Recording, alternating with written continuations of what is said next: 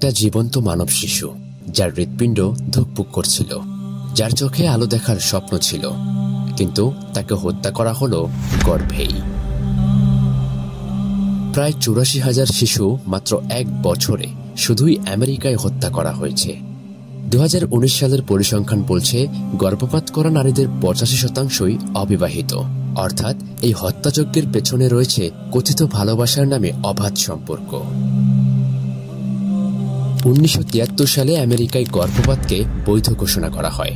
এরপর থেকে এখন পর্যন্ত গত ৪৭ বছরে শুধুমাত্র আমেরিকায় গর্ভেই হত্যা করা হয়েছে ৬,২০,০০,০০০-এর বেশি শিশুকে। এই সংখ্যা শুধু ভয়ঙ্কর নয়, এটি হিটলারের ইহুদি গণহত্যার প্রায় ১০ গুণ বেশি। হিটলার হত্যা করেছিল ৬০ লাখ ইহুদিকে, আর আধুনিক সভ্যতা হত্যা করেছে কোটি কোটি অনাগত শিশুকে।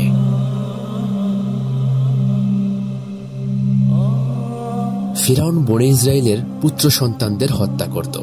আমাদের কাছে ফিরাউন ঘৃণিত, নিকৃষ্ট, কিন্তু আজকের বিশ্ব আইন করে শিশু হত্যা বৈধ করেছে। এটাই কি তবে আধুনিক সভ্যতা? এই গর্ভপাত শুধু শিশুকে হত্যা করে না, এটি নারীর শরীরকেও ধ্বংস করে। জরায়ু ক্ষতিগ্রস্ত হয়, ভবিষ্যতে সন্তান ধারণের ক্ষমতাও হারিয়ে ফেলতে পারে। এমনকি অনেক মেয়ের দাম্পত্য জীবন চিরতরে ভেঙে পড়ে।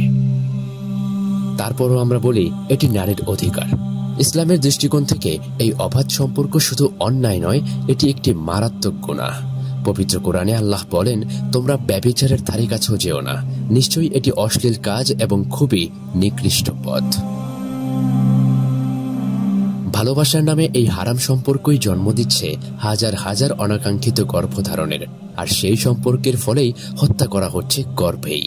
যেখানে ইসলাম চায় সম্পর্ক হোক বৈধ, সম্মানজনক এবং পবিত্র, সেখানে আজ মানুষ পাপের উৎসবকে আধুনিকতা বলে উদযাপন করছে।